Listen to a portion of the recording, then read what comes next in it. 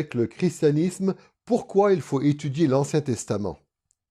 Et la réponse que vous obtiendrez ira sans doute dans l'une des deux directions suivantes. La réponse la plus positive ressemblera peut-être à ceci. L'Ancien Testament est un très vieux livre, mais il faut l'étudier parce qu'il contient encore certaines choses qui sont utiles pour nous aujourd'hui. Quant à la réponse négative, elle ressemblera plutôt à ceci.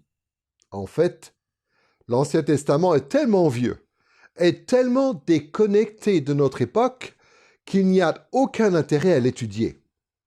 Or, quand les chrétiens fidèles entendent certaines personnes exprimer ce genre d'avis sur l'Ancien Testament, ils sont naturellement dérangés. En tant que disciples de Jésus, nous croyons que l'Ancien Testament est la parole de Dieu. L'Ancien Testament fait partie des Saintes Écritures que Dieu a inspirées. Et donc on se dit, mais comment les gens peuvent-ils affirmer de telles choses au sujet de la Bible? Mais ce qui peut paraître surprenant, c'est que même quand on demande à des chrétiens pourquoi il faut étudier l'Ancien Testament, leur réponse ressemble souvent à celle des non-croyants. Au mieux, nous disons qu'il faut étudier l'Ancien Testament parce qu'il contient encore certaines choses qui s'appliquent à nous aujourd'hui. Et au pire, certains chrétiens diront quelque chose du genre « Eh bien, pour être honnête, l'Ancien Testament est tellement vieux, est tellement déconnecté de notre époque qu'il n'y a pas vraiment d'intérêt à l'étudier. » Cette leçon est la première d'une série qui sera consacrée à un survol de l'Ancien Testament. Nous avons intitulé cette série « Le Royaume, les Alliances et le canon de l'Ancien Testament ». Comme le titre l'indique, nous allons aborder au cours de ces leçons 3 éléments particulièrement importants de l'Ancien Testament. Nous verrons que l'Ancien Testament est un livre qui est unifié autour d'un thème central, celui du royaume de Dieu. Nous verrons que ce royaume a été administré au cours de l'histoire par le moyen de plusieurs alliances que Dieu a conclues avec son peuple. Et nous verrons que ces alliances ont été appliquées à travers le canon de l'Ancien Testament aux besoins spécifiques du peuple de Dieu à des moments précis de son histoire. Nous avons intitulé cette première leçon « Pourquoi étudier l'Ancien Testament ?»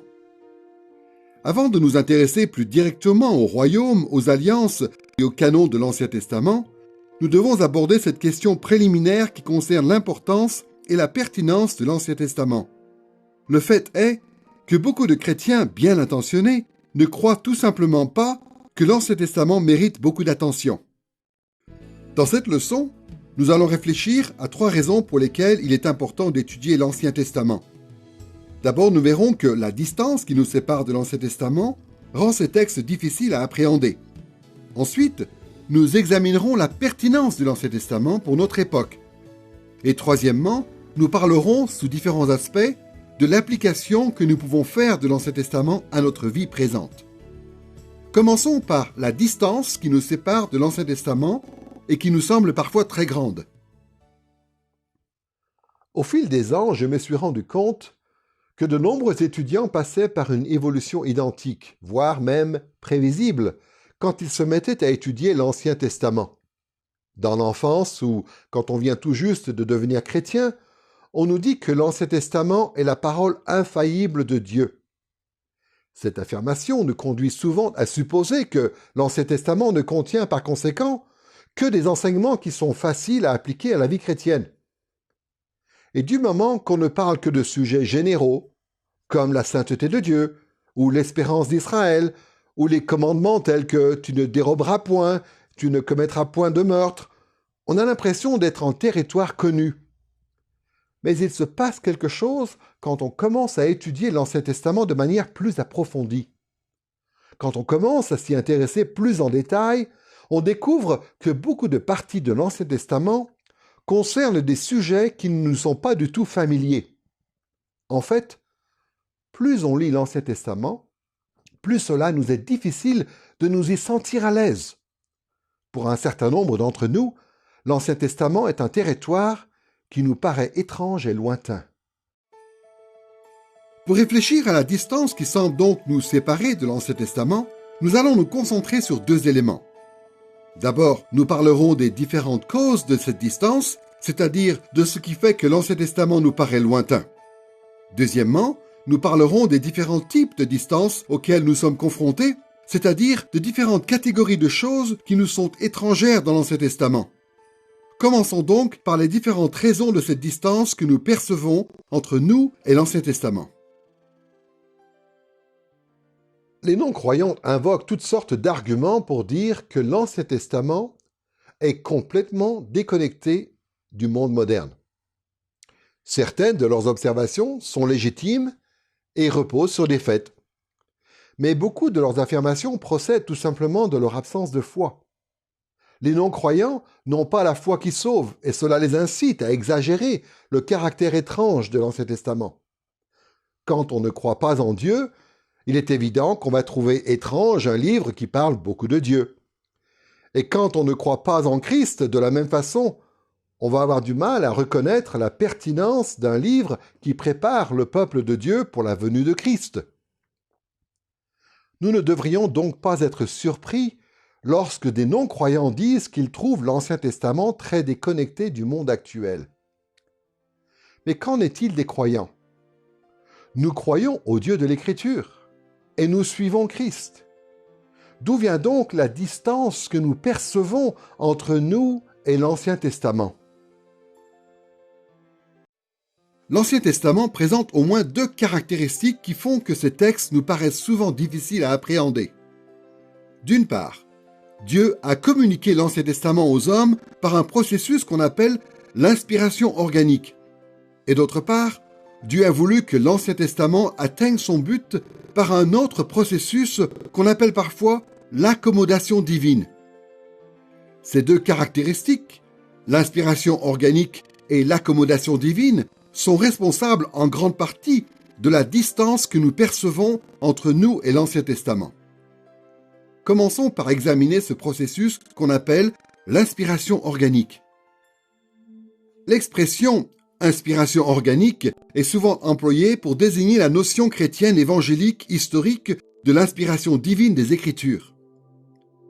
Cette terminologie a pour but de souligner le fait que le Saint-Esprit a utilisé les personnalités, les expériences et les intentions propres de chaque auteur pour produire la Bible. C'est-à-dire que ce sont les auteurs humains eux-mêmes qui ont décidé quoi écrire, mais ils l'ont fait en étant spécialement conduits par le Saint-Esprit. La Bible ne résulte pas d'une inspiration mécanique où Dieu aurait utilisé des auteurs humains uniquement comme des relais passifs, chargés de transmettre de l'information. Et la Bible n'a pas non plus été inspirée de façon romantique, comme si tout ce que Dieu avait fait, c'était inciter les auteurs bibliques à faire de grands discours sur la religion. En fait, Dieu a contrôlé méticuleusement le contenu de l'Écriture, de telle sorte que ces textes sont sans erreur et qu'on peut les désigner avec raison comme étant la parole de Dieu. Mais Dieu a fait cela à travers un processus qui a sollicité et qui a intégré les personnes individuelles et les intentions de chaque auteur. Prenez par exemple la façon dont l'apôtre Pierre parle des épîtres de Paul dans 2 Pierre chapitre 3 versets 15 et 16.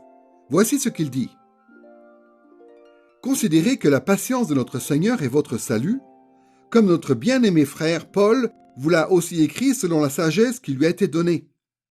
C'est ce qu'il fait dans toutes les lettres où il parle de ces sujets, où se trouvent des passages difficiles à comprendre, dont les personnes ignorantes et mal affermies tordent le sens, comme elles le font du reste des Écritures pour leur propre perdition. » Dans ce passage, l'apôtre Pierre confirme le fait que les lettres de Paul ont été écrites selon la sagesse qui lui a été donnée par Dieu.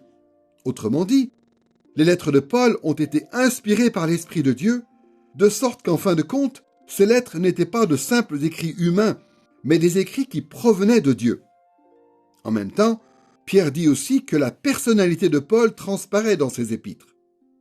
Notez bien ce qu'il dit. Paul a écrit selon la sagesse qui lui a été donnée, sous-entendu par Dieu. Mais ces saintes écritures sont quand même des lettres de Paul. On peut donc voir que pour l'apôtre Pierre, ces épîtres étaient le fruit d'un processus qui impliquait à la fois Dieu et Paul, leur auteur humain. Cette même perspective s'applique à l'Ancien Testament. C'est la raison pour laquelle la loi de l'Ancien Testament n'est pas seulement appelée la loi de Dieu, mais aussi la loi de Moïse. C'est Dieu qui l'a donnée, mais par Moïse. C'est aussi la raison pour laquelle beaucoup de psaumes sont appelés les psaumes de David. En fin de compte, c'est Dieu qui est l'auteur de l'Ancien Testament, mais il a utilisé des hommes pour écrire les livres qui le composent. Et ces hommes l'ont fait d'une manière qui reflète leur personnalité, leurs intentions et leur situation propre. Il n'est pas difficile de comprendre pourquoi le fait que l'Ancien Testament ait été écrit par des auteurs humains crée une certaine distance entre nous et ces textes. Tous les auteurs de l'Ancien Testament appartiennent eux-mêmes à un monde ancien. Ils sont tous issus du Proche-Orient ancien et naturellement ils réfléchissent et ils écrivent comme les gens de cette époque. De même, puisque ces auteurs ont vécu avant la venue de Christ, ils n'avaient pas la théologie chrétienne pleinement développée que nous avons aujourd'hui. Par conséquent, lorsque vous et moi étudions l'Ancien Testament, nous nous rendons compte rapidement que le monde de l'Ancien Testament est très différent du nôtre. Et pour cette raison, l'Ancien Testament nous semble parfois étrange et lointain. Mais il n'y a pas que l'inspiration organique qui rend le texte de l'Ancien Testament difficile à appréhender. Il y a aussi ce que l'on appelle l'accommodation divine. Ce concept d'accommodation est employé par les théologiens pour désigner le fait que Dieu se révèle aux hommes par le moyen d'un langage humain limité. En fin de compte, Dieu est incompréhensible. Et c'est pourquoi, lorsqu'il se fait connaître, il s'abaisse en quelque sorte et consent à nous parler dans un langage qui nous est intelligible. Autrement, nous serions incapables de comprendre la moindre révélation de Dieu. Souvenons-nous de ces paroles bien connues que nous trouvons dans Ésaïe chapitre 55, versets 8 et 9. « Car mes pensées ne sont pas vos pensées, et vos voix ne sont pas mes voix, oracle de l'Éternel. Autant les cieux sont élevés au-dessus de la terre, autant mes voix sont élevées au-dessus de vos voix, et mes pensées au-dessus de vos pensées. » Dieu est tellement transcendant, c'est-à-dire qu'il dépasse si infiniment nos limites humaines, qu'il a accommodé à nos capacités toute révélation qu'il a jamais voulu nous communiquer, de sorte qu'il y a toujours eu des êtres humains capables de comprendre et de suivre ce que Dieu a révélé.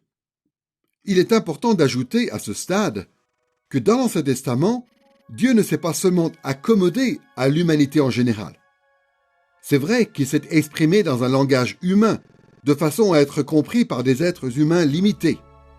Mais il a voulu appliquer les différents textes de l'Ancien Testament aux situations historiques spécifiques, auxquelles le peuple juif, qui vivait dans le contexte du Proche-Orient ancien, était confronté. Dieu a rendu les Écritures compréhensibles d'abord aux Israélites de cette époque. Et donc, puisque les premiers destinataires de l'Ancien Testament étaient les Juifs du Proche-Orient ancien, Dieu a fait en sorte que l'Ancien Testament soit écrit en hébreu et en araméen. Dieu a gravé les 10 commandements sur des pierres, parce que telle était la norme internationale pour la rédaction de documents importants. Et les styles littéraires que l'on trouve dans l'Ancien Testament, qu'il s'agisse de récits narratifs, de poésie, de littérature de sagesse ou de loi, sont ceux de cette époque, afin que le peuple de Dieu qui vivait dans ce contexte puisse comprendre ce que Dieu lui disait. Par conséquent, lorsque vous et moi étudions l'Ancien Testament, nous sommes constamment placés devant le fait que ces textes ont été écrits pour des gens qui étaient très différents de nous. Ils ont été écrits de façon à être adaptés aux capacités et aux besoins des Israélites du Proche-Orient ancien. On peut donc dire que si les Écritures de l'Ancien Testament nous paraissent souvent être un territoire étrange et lointain, c'est en raison de leur inspiration organique d'une part, et d'autre part en raison du fait qu'elles s'accommodent à leurs premiers destinataires, c'est-à-dire aux Israélites du monde ancien.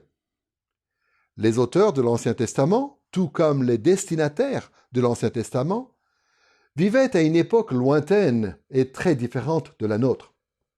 Voilà ce qui explique la distance qui nous sépare de l'Ancien Testament, une distance qui nous semble parfois très grande. Nous avons donc parlé des différentes causes de la distance qui nous séparent apparemment de l'Ancien Testament. Maintenant, nous allons parler des différents types de distance auxquelles nous sommes confrontés dans l'Ancien Testament. Quel genre de choses nous semblent étranges dans l'Ancien Testament?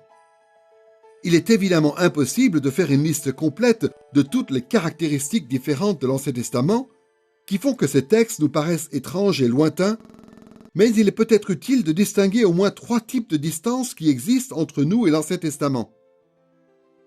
D'abord, une distance théologique, c'est-à-dire la différence entre nos croyances en tant que chrétiens du Nouveau Testament et la vision théologique qui est mise en avant dans l'Ancien Testament.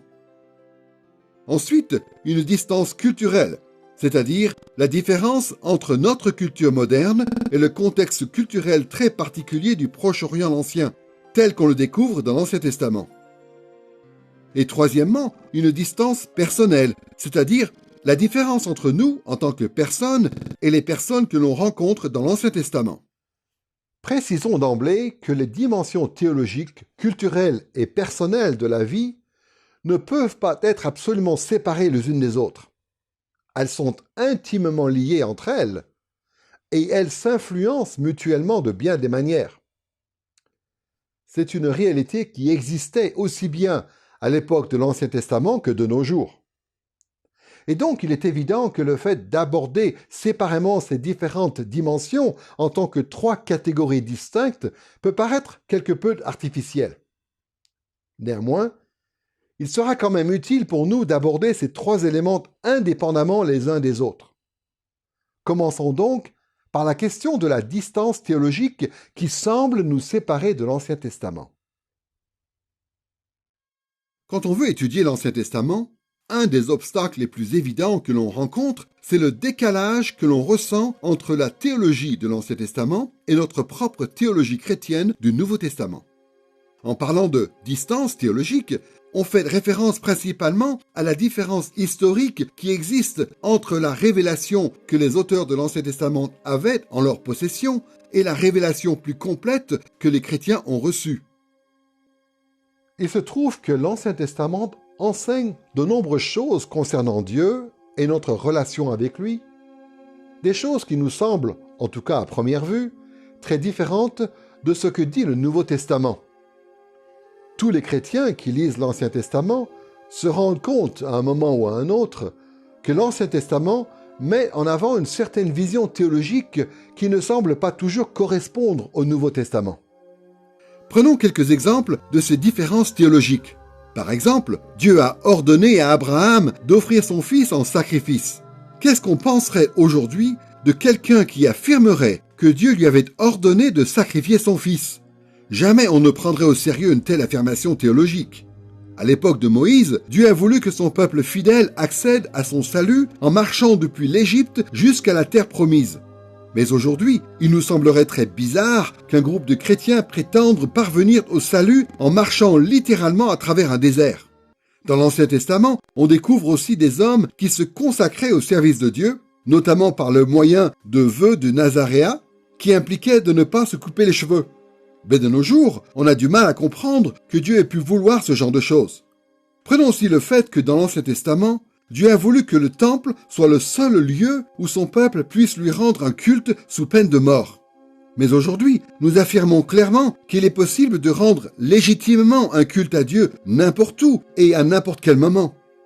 Autrefois, Dieu voulait que son peuple lui offre des sacrifices d'animaux en guise d'expiation pour leurs péchés.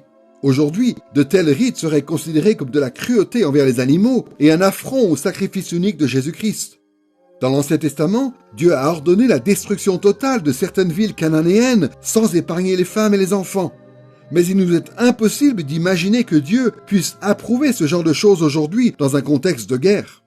Ne sommes-nous pas tous un peu perplexes devant le fait que l'Ancien Testament raconte que Dieu a fait ce genre de choses alors qu'on a l'impression que c'est très différent dans le Nouveau Testament? On pourrait faire une liste sans fin de toutes ces différences théologiques. Le moins qu'on puisse dire, c'est qu'il y a entre nous et l'Ancien Testament une grande distance théologique. C'est indéniable. Mais l'Ancien Testament est un territoire qui nous semble étrange et lointain, non seulement à cause de cette distance théologique qu'on peut observer entre l'Ancien Testament et le Nouveau, mais aussi en raison de la distance culturelle qui sépare le Proche-Orient ancien de notre monde moderne. Quand on parle de différences culturelles qui nous séparent de l'Ancien Testament, il s'agit des éléments de la vie des personnages, des auteurs et des destinataires originels de l'Ancien Testament, qui sont caractéristiques de leur culture respective. Nous voyons cette distance culturelle entre nous et l'Ancien Testament à chaque fois que nous lisons ou imaginons la façon dont on vivait dans le monde de l'Antiquité, que ce soit en Israël, en Canaan, en Égypte, en Assyrie, à Babylone ou dans quelque autre culture du passé. Les gens dont nous lisons l'histoire dans l'Ancien Testament avaient d'innombrables références, valeurs et pratiques culturelles, comme c'est notre cas aujourd'hui. Mais ces attentes, ces coutumes et ces habitudes étaient très différentes des nôtres en raison de l'époque à laquelle ces gens ont existé et du lieu où ils vivaient. La distance culturelle est quelque chose que l'on ressent à cause du fait que la société humaine est constamment en train de changer. Les structures de la société évoluent. Les coutumes du passé nous paraissent étranges. Imaginez que vous visitiez votre propre culture 200 ans en arrière. La plupart d'entre nous nous sentirions très mal à l'aise à cause des différences qui existeraient par rapport à notre situation aujourd'hui. Il nous faudrait beaucoup de temps pour pouvoir nous adapter. Mais si cela est vrai pour une époque si peu éloignée de nous, et en restant dans le même pays, à combien plus forte raison devrions-nous nous attendre à trouver d'énormes différences culturelles entre notre situation et le monde de l'Ancien Testament? Il y a tellement de différences entre le monde du Proche-Orient ancien et celui d'aujourd'hui que beaucoup de choses que nous découvrons dans l'Ancien Testament sont très étranges à nos yeux. Prenons simplement quelques exemples du décalage culturel qui existe entre nous et l'Ancien Testament. D'un point de vue très terre-à-terre, le monde de l'Ancien Testament était globalement un monde agraire. Il est beaucoup question d'agriculture et de pêche dans l'Ancien Testament, mais la population urbaine d'aujourd'hui n'a, en général, pas conscience de ce que ce style de vie impliquait dans l'Antiquité.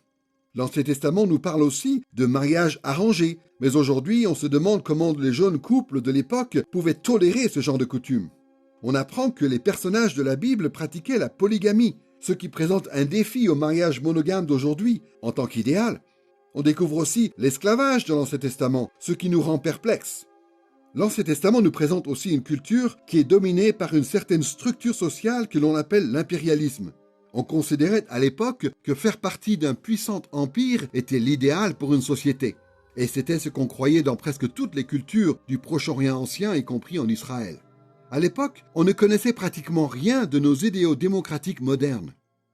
Quand on découvre ces choses qui étaient caractéristiques de la vie dans l'Ancien Testament, généralement, on ne sait pas quoi en faire. Comment appréhender cette Bible qui semble si profondément ancrée dans un contexte culturel si différent du nôtre? Quand on lit l'Ancien Testament, il y a donc ce décalage culturel qui contribue à nous donner cette impression d'un fossé profond qui nous sépare de ces textes. Nous avons donc parlé de la distance théologique puis culturelle qui nous sépare de l'Ancien Testament. Mais il y a aussi, troisièmement, une distance personnelle. En parlant de distance personnelle ou de différence personnelle, on parle du fait que les gens qui vivaient à l'époque de l'Ancien Testament étaient, à bien des égards, très différents des gens qui vivent aujourd'hui. Et cette distance entre eux et nous comporte des aspects vraiment propres à la personne. Évidemment, les gens de l'Ancien Testament n'étaient pas complètement différents de nous. Comme on le verra un peu plus loin dans cette leçon, il nous est possible de nous identifier à ces personnes de plusieurs manières très significatives. Mais en même temps, ces gens avaient une mentalité remarquablement différente de la nôtre. Et cela ne devrait pas nous surprendre. Après tout, leur façon de penser était naturellement conditionnée par le contexte théologique et culturel dans lequel ils vivaient. D'une part, il faut considérer le fait que beaucoup de gens dans l'Ancien Testament ont vécu des expériences spirituelles complètement différentes de celles qu'on vit aujourd'hui. Certains ont eu des visions du ciel et ont entendu de leurs oreilles la voix de Dieu. Certains ont lutté physiquement avec des êtres célestes. Maintenant, posez-vous la question.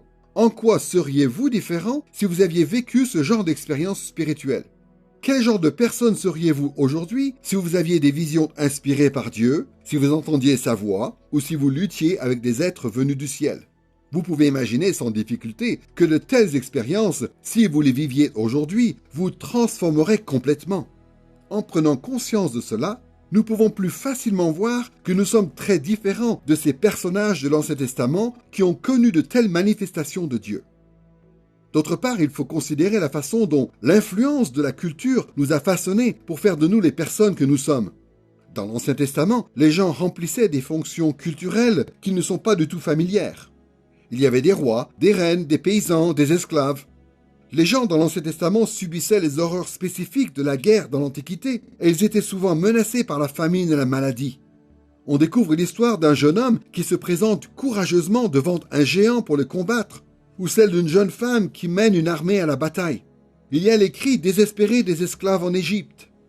Nous ne sommes pas très nombreux aujourd'hui à faire l'expérience de ce type de situation et par conséquent, il nous est difficile de comprendre la façon dont les gens réfléchissent et ce qu'ils ressentent quand ils vivent ce genre de choses. Donc, en abordant cette étude, il faut que nous soyons prêts à reconnaître que l'Ancien Testament va nous paraître, à bien des égards, plutôt déconnecté de notre situation actuelle.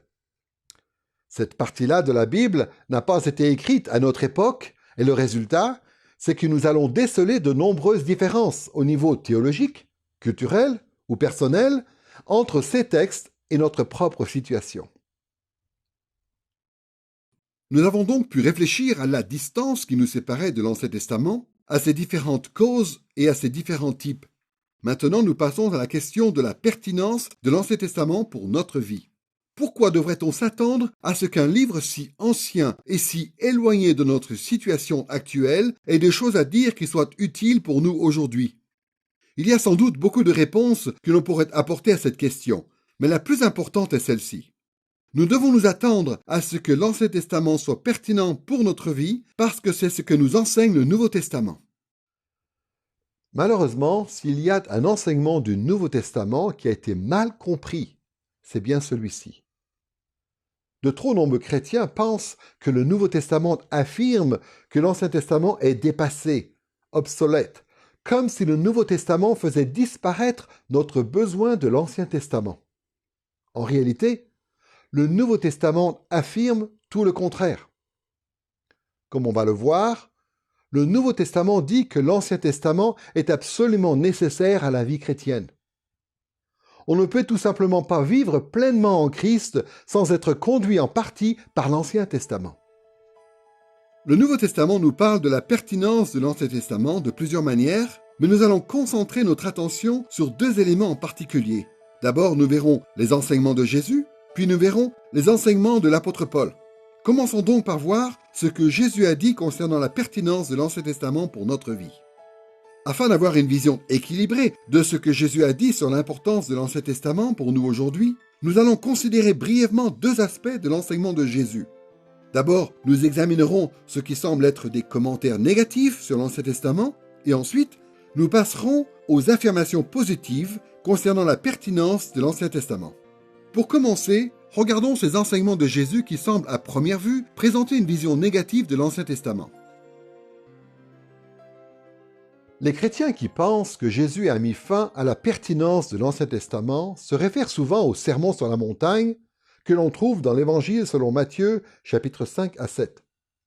Dans ce Sermon sur la montagne, à un moment, Jésus aborde plusieurs questions éthiques et la façon dont il aborde ces questions donne l'impression, à beaucoup de gens, qu'il s'oppose aux enseignements de l'Ancien Testament. Prenons les passages suivants qui sont assez connus. Dans Matthieu chapitre 5, versets 21 et 22, voici ce que dit Jésus concernant le meurtre. Vous avez entendu qu'il a été dit aux anciens, « Tu ne commettras pas de meurtre, celui qui commet un meurtre sera passible du jugement. Mais moi je vous dis, quiconque se met en colère contre son frère sera passible du jugement. » Dans Matthieu chapitre 5, versets 27 et 28, Jésus parle de l'adultère en ces mots. « Vous avez entendu qu'il a été dit, « Tu ne commettras pas d'adultère. » Mais moi je vous dis, quiconque regarde une femme pour la convoiter a déjà commis adultère avec elle dans son cœur. Dans Matthieu chapitre 5, versets 31 et 32, Jésus parle du divorce. Il a été dit que celui qui répudie sa femme lui donne une lettre de divorce. Mais moi je vous dis, Quiconque répudie sa femme, sauf pour cause d'infidélité, l'expose à devenir adultère. Et celui qui épouse une femme répudiée commet un adultère. Dans Matthieu chapitre 5, versets 33 et 34, le schéma se répète lorsque Jésus évoque le fait de prêter serment. Vous avez entendu dire qu'il a été dit aux anciens, « Tu ne parjureras pas, mais tu t'acquitteras envers le Seigneur de tes serments. Mais moi je vous dis de ne pas jurer. » Jésus parle aussi de la vengeance dans Matthieu chapitre 5, versets 38 et 39. Vous avez entendu qu'il a été dit, « Œil pour œil et dent pour dent. » Mais moi je vous dis de ne pas résister aux méchants. Si quelqu'un te frappe sur la joue droite, tends lui aussi l'autre. Et enfin, Jésus évoque la question de l'amour envers ses ennemis dans Matthieu chapitre 5, versets 43 et 44. Vous avez entendu qu'il a été dit, tu aimeras ton prochain et tu haïras ton ennemi. Mais moi je vous dis, aimez vos ennemis et priez pour ceux qui vous persécutent. Bien sûr, tous les chrétiens devraient être d'accord sur le fait que Jésus est la révélation suprême que Dieu a envoyée aux hommes, et que l'enseignement de Jésus est plus complet que l'enseignement de l'Ancien Testament. L'enseignement de Jésus pénètre au cœur et revêt une plénitude jamais atteinte dans l'Ancien Testament. Malheureusement, beaucoup de chrétiens lisent ces versets et s'imaginent que l'enseignement de Jésus sur le meurtre, sur l'adultère, sur le divorce, sur les serments, sur la vengeance et sur l'amour envers ses ennemis contredit l'enseignement de l'Ancien Testament. Leur raisonnement est souvent le suivant. Ils disent que l'Ancien Testament parle du meurtre comme étant quelque chose de mal, tandis que Jésus, lui, veut attirer l'attention sur leur cœur rempli de haine. L'Ancien Testament interdit l'adultère physique, mais Jésus va plus loin et parle plutôt de l'adultère du cœur. Concernant le divorce, beaucoup de gens pensent que l'Ancien Testament autorise le divorce pour des motifs divers et que Jésus réfute cet enseignement de l'Ancien Testament en insistant sur le fait que seule l'immoralité sexuelle est une raison légitime pour divorcer. Concernant les serments, ils disent que l'Ancien Testament enseigne à ne pas rompre un serment, mais que Jésus enseigne à ne jamais faire de serment. Souvent, ceux qui interprètent de cette manière le sermon sur la montagne pensent aussi que l'Ancien Testament approuve un genre de vengeance personnelle, œil pour œil et dent pour dent, alors que Jésus enseigne plutôt le pardon. Ils supposent que l'Ancien Testament dit qu'il faut aimer son prochain et haïr son ennemi, tandis que Jésus modifie ce commandement en disant qu'il faut aussi aimer son ennemi. Si cette interprétation des paroles de Jésus s'approche un tant soit peu de la vérité, alors en effet, il y a des raisons de croire que Jésus est venu libérer ses disciples des règles éthiques de l'Ancien Testament. Mais en fait, quand on regarde d'un peu plus près ce que Jésus dit dans Matthieu chapitre 5, on découvre que cette vision des choses est loin d'être adéquate. Bien que la révélation qu'apporte Jésus soit meilleure que celle de l'Ancien Testament, à aucun moment, Jésus ne contredit l'enseignement de l'Ancien Testament. Son but est au contraire de confirmer l'Ancien Testament en réfutant certaines interprétations courantes de l'époque qui étaient erronées. Pour bien comprendre ce que dit Jésus, il faut d'abord comprendre que dans Matthieu chapitre 5, Jésus ne contredit pas l'Ancien Testament. Il corrige plutôt la façon dont les scribes et les pharisiens interprétaient l'Ancien Testament. À l'époque de Jésus, il y avait peu de gens, en fait, qui avaient accès directement à la Bible. Par conséquent, les gens ordinaires en Israël se fiaient beaucoup à ce que les responsables religieux leur enseignaient. Comme on va le voir, lorsque Jésus établit tous les contrastes qu'on vient de voir dans Matthieu chapitre 5, son but est d'opposer son propre enseignement, qui est conforme à l'Ancien Testament, avec les traditions des scribes et des pharisiens, que ceux-ci avaient ajoutées à l'Ancien Testament. Il y a plusieurs détails dans le texte qui le prouvent. D'abord, il faut remarquer que Jésus parle de choses qui ont été dites et entendues. Autrement dit, ce qui fait l'objet du discours de Jésus, ce sont des traditions orales plutôt que l'Ancien Testament lui-même. Lorsque Jésus et les autres personnages du Nouveau Testament font référence à l'Ancien Testament, ils parlent de ce qui a été écrit ou lu. Et nulle part dans le Nouveau Testament, Jésus ne réfute un enseignement qui est présenté de cette manière. Alors que dans le Sermon sur la montagne, il contredit quelque chose qui a été dit et quelque chose que le peuple a entendu. Tout simplement, Jésus dresse un contraste entre ce que les scribes et les pharisiens disent et ce que lui-même dit. Jésus n'est pas en train d'exprimer un désaccord avec l'enseignement de l'Ancien Testament, mais avec les traditions orales qui étaient défendues par d'autres personnes qui enseignaient en Israël. Voilà pourquoi il se réfère sans cesse à ce qui a été dit et non pas à ce qui a été écrit. En comprenant cela, nous pouvons examiner d'un peu plus près ce que Jésus dit concernant ses interprétations orales de l'Ancien Testament. Reprenons les différents contrastes que Jésus dresse. Concernant la question du meurtre, beaucoup de gens pensent que Jésus a étendu l'interdiction du meurtre pour y inclure la haine d'autrui, mais en réalité, il faut bien comprendre que l'Ancien Testament, déjà, ne condamnait pas seulement le meurtre, mais aussi la discorde au sein du peuple de Dieu. L'Ancien Testament exprime bien cet idéal de paix et d'harmonie au sein du peuple de Dieu dans le psaume 133, verset 1. « Voici qu'il est bon, qu'il est agréable pour des frères d'habiter unis ensemble. » À l'époque de Jésus, la tradition populaire excusait les disputes tant qu'elles ne conduisaient pas au meurtre. Mais Jésus réfute ce faux enseignement en rappelant quelles sont les véritables exigences de l'Ancien Testament. Et il le fait en associant ces deux interdictions, celle du meurtre et celle de la haine à l'encontre d'autrui. Pour ce qui est de l'adultère, beaucoup de gens pensent que Jésus a étendu l'interdiction de l'adultère pour y inclure l'adultère en pensée. Mais encore une fois, il n'est pas difficile de constater que Jésus ne réfute pas l'Ancien Testament ni n'augmente ses exigences. En effet, l'Ancien Testament n'oblige pas seulement le peuple de Dieu à s'abstenir de l'adultère physique, mais aussi à s'abstenir de la convoitise ou de l'adultère du cœur. C'est ce qu'on voit dans Exode chapitre 20, verset 17. « Tu ne convoiteras pas la femme de ton prochain, ni son serviteur, ni sa servante, ni son bœuf, ni son âne, ni rien qui soit à ton prochain. » Le 10e commandement interdit explicitement le fait de convoiter la femme de son prochain. On voit donc clairement que Jésus ne contredit pas la loi de l'Ancien Testament, mais au contraire la réaffirme. Passons au divorce. Encore une fois, beaucoup de gens pensent que Jésus est en désaccord avec l'Ancien Testament sur ce point. Mais il faut bien comprendre qu'à l'époque de Jésus, beaucoup de responsables religieux en Israël pensaient que la législation de l'Ancien Testament permettait aux hommes de répudier leurs femmes pour n'importe quelle raison ou presque, à condition de remplir les bons documents. Mais tout le monde sait que dans l'Ancien Testament, il est dit clairement que Dieu désapprouve ce type de comportement. Comme il est écrit dans Malachie chapitre 2 verset 16, « Haïssable est la répudiation, dit l'Éternel, le Dieu d'Israël. » Dans Matthieu chapitre 19 versets 3 à 9, Jésus explique plus en détail quelle est sa position sur le divorce. Et dans ce passage, il dit clairement que son opposition au divorce est basée sur l'Ancien Testament lui-même, notamment sur le récit de la création où il est question d'Adam et Ève. En ce qui concerne les serments, beaucoup de gens pensent que Jésus s'oppose à la pratique que l'on trouve dans l'Ancien Testament, qui consiste à faire des serments. Mais une fois de plus, il se trouve qu'en fait, Jésus ne s'oppose pas à l'enseignement de l'Ancien Testament, mais plutôt à un détournement de cet enseignement. Apparemment, à l'époque de Jésus, il y avait des gens qui disaient que le mensonge était permis tant qu'on n'engageait pas sa parole par un serment. Jésus réfute cette idée et affirme au contraire que l'Ancien Testament interdit tout mensonge et pas seulement le parjure.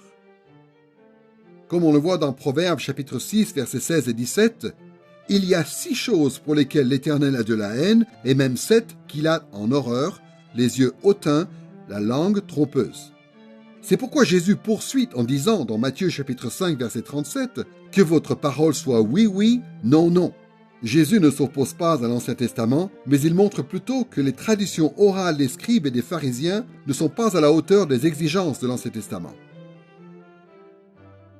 Sur la question de la vengeance, beaucoup de gens pensent que l'Ancien Testament est pour la vengeance alors que Jésus est contre. Mais en fait, à l'origine, la règle de l'Ancien Testament, œil pour œil et dent pour dent, que l'on trouve notamment dans Exode chapitre 21 verset 24, était destinée à guider les décisions des juges qui exerçaient leurs fonctions dans les tribunaux en Israël. Ainsi, les juges étaient censés prononcer des sentences justes qui étaient proportionnelles au crime qui avait été commis. Ce principe n'a jamais eu pour but de régler les différends au niveau personnel. L'Ancien Testament enseigne bien plutôt aux individus à faire preuve de bonté et de miséricorde les uns envers les autres. Voici ce qui est dit dans Lévitique chapitre 19 verset 18. « Tu ne te vengeras pas et tu ne garderas pas de rancune envers les fils de ton peuple. Je suis l'Éternel. » À l'époque de Jésus, on se disait que œil pour œil et dent pour dent, ça voulait dire que Dieu approuvait le fait de se venger personnellement. On se disait que si quelqu'un vous faisait du mal, vous aviez le droit de lui rendre proportionnellement le mal qu'il vous avait fait. Mais Jésus réfute ce détournement de la loi et affirme bien au contraire l'enseignement authentique de l'Ancien Testament qui dit que nous devons faire preuve de bonté dans nos relations avec les autres.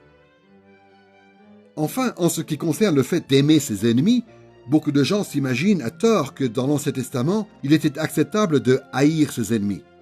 Apparemment, certains responsables religieux de l'époque de Jésus prenaient le commandement de Lévitique, chapitre 19, verset 18, « Tu aimeras ton prochain » et en déduisaient qu'il était légitime, à l'inverse, de haïr son ennemi.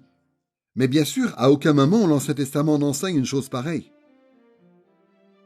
En fait, voici ce que dit Exode, chapitre 23, verset 24, concernant la façon dont on doit se comporter avec ses ennemis.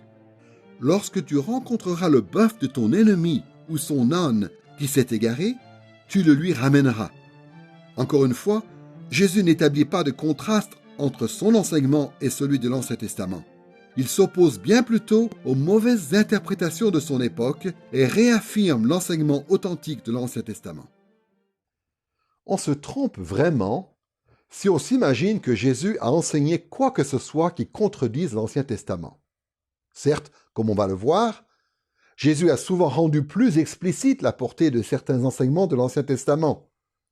Il a expliqué certaines croyances et certaines pratiques qui étaient préfigurées dans l'Ancien Testament, et dans ce sens, l'enseignement de Jésus va plus loin que celui de l'Ancien Testament, en révélant un peu plus le caractère de Dieu et sa volonté pour son peuple. Mais Jésus ne s'oppose jamais à l'Ancien Testament, ni aux enseignements qu'il contient. Au contraire, il s'oppose plutôt aux mauvaises interprétations de l'Ancien Testament. Nous avons vu que ce qui semblait à première vue être des commentaires négatifs de la part de Jésus concernant l'Ancien Testament était en fait une défense de l'Ancien Testament. Maintenant, passons à d'autres passages où cette fois, les affirmations positives de Jésus concernant l'autorité et la pertinence de l'Ancien Testament sont plutôt faciles à comprendre. Globalement, il y a beaucoup d'éléments qui montrent que Jésus a une vision très positive de l'Ancien Testament. Par exemple, il ne cesse de s'y référer comme étant la base de son propre enseignement. À l'occasion de sa transfiguration, il a manifesté sa gloire en se tenant debout entre Moïse, le médiateur de la loi, et Élie, le chef des prophètes. Et au cours de sa vie, Jésus s'est appliqué de tout son cœur à obéir à tous les enseignements de l'Ancien Testament. Mais pour avoir des exemples spécifiques de l'attitude positive de Jésus à l'égard de l'Ancien Testament, revenons au Sermon sur la montagne. Voici ce que dit Jésus dans Matthieu chapitre 5, versets 17 et 18. « Ne pensez pas que je sois venu abolir la loi ou les prophètes. Je suis venu non pour abolir, mais pour accomplir. En vérité, je vous le dis, jusqu'à ce que le ciel et la terre passent, pas un seul iota, pas un seul trait de lettre de la loi ne passera jusqu'à ce que tout soit arrivé. » Ici, Jésus affirme très clairement qu'il n'est pas venu pour faire disparaître la loi ou les prophètes. Il insiste au contraire sur le fait que tous les détails de l'Ancien Testament, jusqu'au moindre trait de lettre, resteront en vigueur jusqu'à la fin du monde. Malheureusement, les chrétiens s'imaginent souvent que Jésus a voulu dire exactement l'inverse de ce qu'il dit en réalité. Jésus dit « Je suis venu non pour abolir, mais pour accomplir. » Et beaucoup de chrétiens supposent qu'il a voulu dire « Je suis venu non pour abolir l'Ancien Testament, mais pour annuler sa pertinence. » Or, quand on regarde ce que Jésus dit juste après, il est évident que ce n'est pas ce que Jésus a voulu dire. Dans Matthieu chapitre 5, verset 19, il dit « Celui donc qui violera l'un de ses plus petits commandements et qui enseignera aux hommes à faire de même, sera appelé le plus petit dans le royaume des cieux. Mais celui qui les mettra en pratique et qui les enseignera, celui-là sera grand dans le royaume des cieux. » Notez bien ce que dit Jésus ici. Si des gens n'observent pas ou enseignent à d'autres à ne pas observer, même le moindre des commandements, ils seront les plus petits dans le royaume des cieux. Jésus savait que les scribes et les pharisiens avaient une approche très sélective de l'Ancien Testament. Et donc Jésus insiste sur le fait que ses disciples doivent croire et suivre tout l'Ancien Testament jusque dans ses moindres détails et pas seulement certaines parties soigneusement sélectionnées. Jésus veut que ses disciples se soumettent entièrement aux Écritures de l'Ancien Testament. En fait, Jésus insiste tellement sur l'autorité de l'Ancien Testament qu'il dit que l'on ne peut espérer une destinée meilleure que celle des scribes et des pharisiens que si l'on se soumette à tout l'Ancien Testament. Voici comment Jésus en parle dans Matthieu chapitre 5, verset 20. Car je vous le dis, si votre justice n'est pas supérieure à celle des scribes et des pharisiens, vous n'entrerez point dans le royaume des cieux. Ce que dit Jésus dans ce passage soulève évidemment toutes sortes de questions pratiques. Se soumettre aux enseignements de l'Ancien Testament, qu'est-ce que ça veut dire aujourd'hui? Comment les chrétiens doivent-ils s'y prendre de nos jours pour obéir à tous les commandements de l'Ancien Testament? Ce sont des questions importantes que nous allons traiter dans le cadre de cette série de leçons. Mais pour l'heure, il suffit de retenir un principe de base que Jésus a formulé très explicitement. Jésus appelle ceux qui le suivent à considérer l'Ancien Testament comme faisant autorité en tant que parole de Dieu. Il ne faut pas rejeter ces textes comme s'ils avaient perdu toute pertinence, mais au contraire s'en instruire et s'y soumettre entièrement. Nous avons pu commencer à réfléchir à la pertinence de l'Ancien Testament pour la vie chrétienne, d'abord en examinant les enseignements de Jésus à ce sujet. Maintenant, nous allons considérer brièvement les enseignements de Paul. Pour bien voir que l'apôtre Paul souscrit pleinement à l'Ancien Testament, nous allons nous intéresser à ce qu'il dit en suivant le même schéma que ce que nous avons fait pour les enseignements de Jésus. D'abord, nous allons réfléchir à ce qui semble être des commentaires négatifs de Paul concernant la loi de l'Ancien Testament, et ensuite, nous nous intéresserons aux affirmations positives qu'il fait sur la pertinence de l'Ancien Testament. Commençons par l'appréciation apparemment négative de l'Ancien Testament que l'on trouve chez Paul. Il est triste de constater que de nos jours, beaucoup de chrétiens pensent que Paul avait une vision très négative de l'Ancien Testament. Ces croyances sincères justifient leur opinion par un certain nombre de passages tirés des épîtres de Paul. Prenons simplement un exemple. Voici ce que Paul écrit dans Galates chapitre 3 versets 1 à 5. « Ô Galates insensés, qui vous a fasciné, vous, aux yeux de qui a été dépeint Jésus-Christ crucifié? Voici seulement ce que je veux apprendre de vous. Est-ce en pratiquant la loi que vous avez reçu l'Esprit, ou en écoutant avec foi? Êtes-vous tellement insensés? Après avoir commencé par l'Esprit, allez-vous maintenant finir par la chair? Avez-vous fait tant d'expérience en vain? Si du moins c'est en vain. Celui qui vous accorde l'Esprit et qui opère des miracles parmi vous, le fait-il donc parce que vous pratiquez la loi ou parce que vous écoutez avec foi? Paul croyait évidemment que Christ avait révélé plus de choses concernant Dieu et sa volonté que ne l'avait fait l'Ancien Testament. Paul croyait que la foi du Nouveau Testament était plus complète. Mais souvent, des chrétiens bien intentionnés lisent ce type de passage et pensent que pour Paul, l'Ancien Testament n'a plus de pertinence. Alors qu'en réalité, Paul ne nie pas la pertinence de l'Ancien Testament, mais il s'oppose à un usage détourné de l'Ancien Testament. Dans ce passage en particulier, au verset 2, Paul demande aux Galates s'ils ont reçu l'Esprit Saint par la loi de l'Ancien Testament ou par la foi. Au verset 3, il leur demande quel est leur appui. Vont-ils se mettre à s'appuyer sur la chair, c'est-à-dire sur leurs propres efforts, alors qu'ils ont commencé par l'Esprit? Et au verset 5, il leur demande si les miracles opérés par l'Esprit ont eu lieu parce qu'ils ont pratiqué la loi ou parce qu'ils ont écouté avec foi.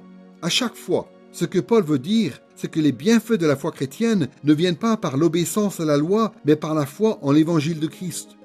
Les affirmations de ce type que l'on trouve dans les écrits de Paul conduisent beaucoup de gens à penser que Paul rejetait l'autorité et la pertinence de l'Ancien Testament au profit de la foi chrétienne et du Saint-Esprit. On entend même dire parfois que le fait de défendre la pertinence de l'Ancien Testament pour la vie chrétienne consiste tout simplement à se détourner de l'Évangile. Pourtant, si l'on regarde d'un peu plus près le contexte de ces versets, on peut se rendre compte que Paul, à l'image de Jésus, ne s'oppose pas à l'Ancien Testament lui-même. Ce à quoi il s'oppose, c'est un certain usage abusif de l'Ancien Testament. Paul résiste vigoureusement à une façon de détourner l'Ancien Testament, qui fait de l'Ancien Testament le fondement d'une religion légaliste, c'est-à-dire d'une religion qui prétend que le salut s'obtient par de bonnes œuvres. Dans ce passage, Paul dénonce les faux docteurs qui, en prétendant qu'on obtient le salut par l'obéissance à la loi, enferment les Galates sous le jugement de la loi. À l'inverse, Paul affirme que l'évangile de Christ est parfaitement cohérent avec le véritable enseignement de l'Ancien Testament. Voyez la façon dont Paul évoque cette question un peu plus loin dans Galates chapitre 3, versets 10 à 13. Tous ceux, en effet, qui dépendent des œuvres de la loi sont sous la malédiction, car il est écrit « Maudit soit quiconque n'observe pas tout ce qui est écrit dans le livre de la loi pour le mettre en pratique. » Et que nul ne soit justifié devant Dieu par la loi, cela est évident puisque le juste vivra par la foi. Or, la loi ne provient pas de la foi, mais elle dit « Celui qui mettra ces choses en pratique vivra par elles. » Christ nous a rachetés de la malédiction de la loi, étant devenu malédiction pour nous, car il est écrit « Maudit soit quiconque est pendu au bois. » Comme on le voit clairement dans ce passage, Paul réfute ceux qui s'appuient sur l'obéissance à la loi pour obtenir le salut. Il réfute ceux qui espèrent être justifiés par la loi. Si telle est notre pratique religieuse, nous sommes maudits car nous ne pourrons jamais obéir parfaitement. Leur seule façon d'échapper à cette malédiction consiste à avoir foi en Christ qui a pris sur lui notre malédiction. Mais Paul réfute-t-il l'Ancien Testament? Estime-t-il que l'Ancien Testament n'a aucune pertinence pour les chrétiens? Tout le contraire.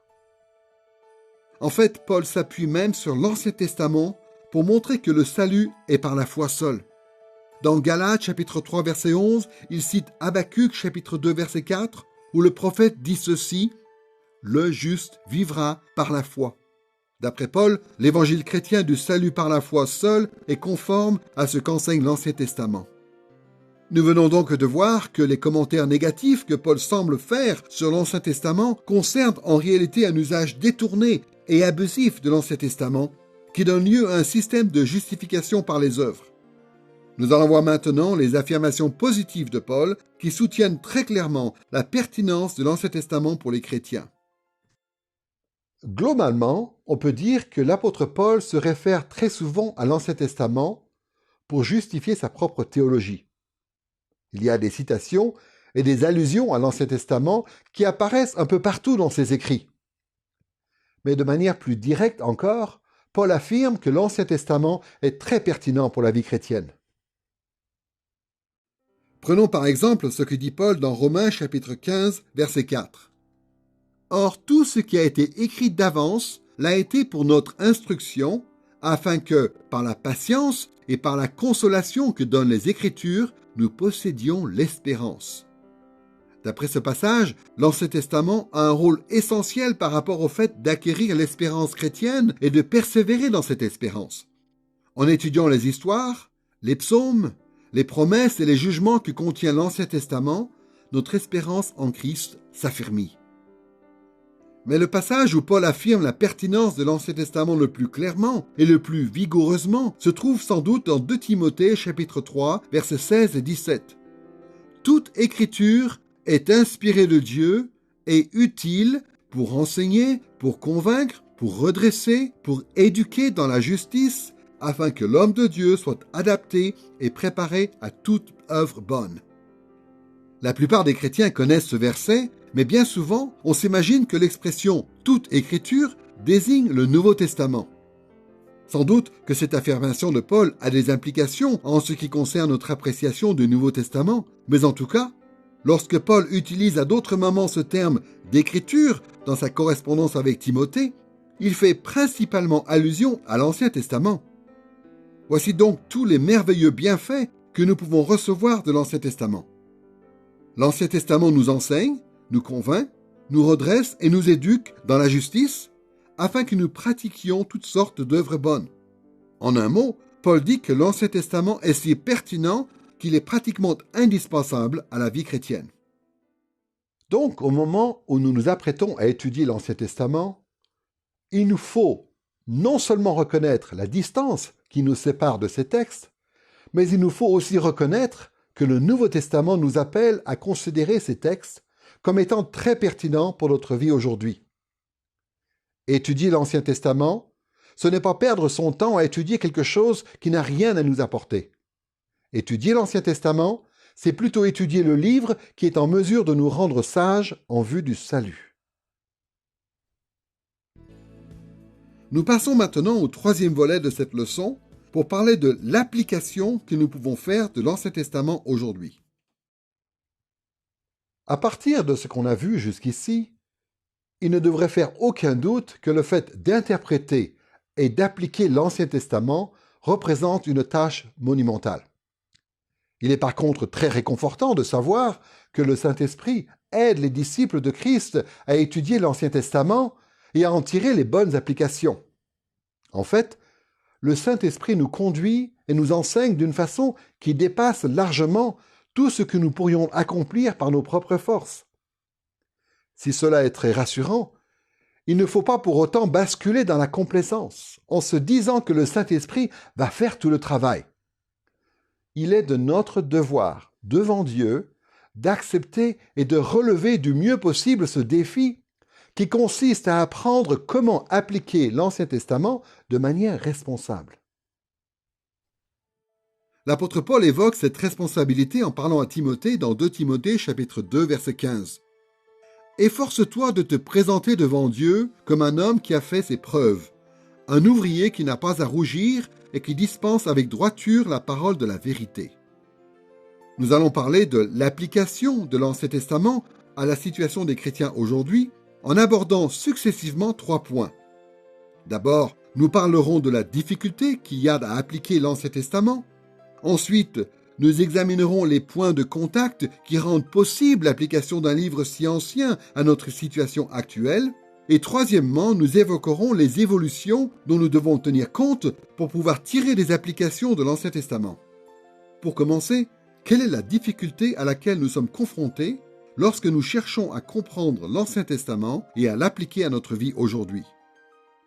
On peut parler de cette difficulté sous différents angles, mais la question à laquelle on va s'intéresser principalement est la suivante. Comment combler le fossé qui nous sépare de l'Ancien Testament? Comment surmonter cette distance qui existe entre notre situation et celle de l'Ancien Testament, de façon à pouvoir discerner la pertinence de ces textes pour nous aujourd'hui? Essayons d'être clairs.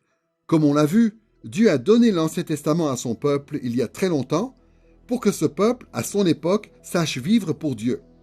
Mais comme on l'a vu également, Dieu nous a donné l'Ancien Testament à nous aussi pour que nous sachions à notre tour comment vivre. Le problème, c'est que nous vivons dans un monde qui est très différent de celui de l'Ancien Testament. Pour cette raison, il existe un fossé profond, un abîme entre l'Ancien Testament et nous, qui fait que nous avons beaucoup de difficultés à comprendre comment il faut appliquer l'Ancien Testament à notre vie. Par conséquent, si nous voulons appliquer l'Ancien Testament de manière responsable à notre situation actuelle, il y a 3 choses que nous devons faire. D'abord, nous devons comprendre le monde ancien dans lequel s'inscrit l'Ancien Testament à l'origine. Ensuite, nous devons traverser la distance historique qui nous sépare de l'Ancien Testament en étant attentifs à tout ce qui différencie notre monde actuel du monde de l'Ancien Testament. Et troisièmement, nous devons prendre les choses que nous enseigne l'Ancien Testament et leur faire traverser ce fossé pour ensuite les appliquer à notre situation et à celle de nos contemporains. Voici comment l'apôtre Paul évoque cette question de l'application de l'Ancien Testament dans 1 Corinthiens chapitre 10 verset 11. Il dit ceci concernant les récits de l'Ancien Testament qui rapportent l'exode des Israélites depuis l'Égypte. « Cela leur est arrivé à titre d'exemple et fut écrit pour nous avertir, nous pour qui la fin des siècles est arrivée. » Ici, Paul dit au moins 3 choses qui sont importantes pour nous. D'abord, il parle d'événements et de récits. Cela est arrivé et fut écrit. Ensuite, Paul parle de lui-même et des chrétiens de Corinthe quand il dit « Cela fut écrit pour nous avertir ». Et enfin, Paul fait allusion à la distance qui sépare les Corinthiens de ces événements anciens et des récits qu'il les rapporte quand il désigne les chrétiens comme étant ceux pour qui la fin des siècles est arrivée. Ces paroles montrent que pour Paul, les croyants du Nouveau Testament appartiennent à une époque différente de celle des croyants de l'Ancien Testament. Notre époque, c'est celle de la fin, celle de l'accomplissement de l'histoire. Ces paroles de l'apôtre montrent bien que pour relever le défi de l'application de l'Ancien Testament à notre situation aujourd'hui, il faut apprendre à connaître ce monde ancien, il faut comprendre le monde dans lequel nous vivons maintenant, et il faut s'efforcer de combler le fossé entre les deux. Pour commencer, si l'on veut appliquer correctement l'Ancien Testament, il faut apprendre à mettre de côté le monde actuel. L'Ancien Testament doit d'abord être interprété à la lumière de lui-même. Évidemment, Personne n'est capable de faire cela parfaitement. Il nous est impossible de nous détacher complètement de nos présupposés modernes. Et pourtant, nous savons bien qu'il y a une différence entre le fait de lire un livre ancien, comme s'il avait été écrit directement pour nous, et le fait de chercher sincèrement à replacer ce livre dans son contexte historique. Tous ceux qui veulent étudier sérieusement l'Ancien Testament doivent impérativement prendre conscience du fait que ce livre, qui fait l'objet de leur lecture et de leur interprétation, a été composé spécifiquement pour des gens qui ont vécu il y a plusieurs milliers d'années.